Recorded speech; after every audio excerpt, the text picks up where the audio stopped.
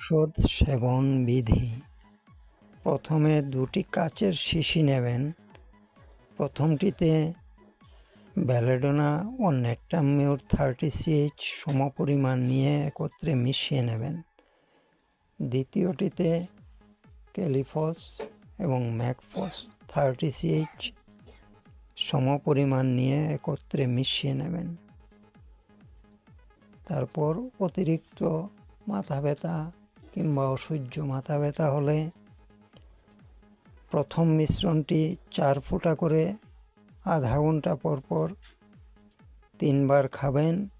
সঙ্গে 10 মিনিট ব্যবধানে দ্বিতীয় মিশ্রণটি 4 ফোঁটা করে নেবেন।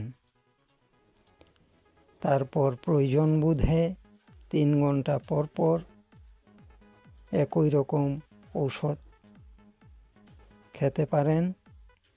সুফল অবশ্যই পাবেন।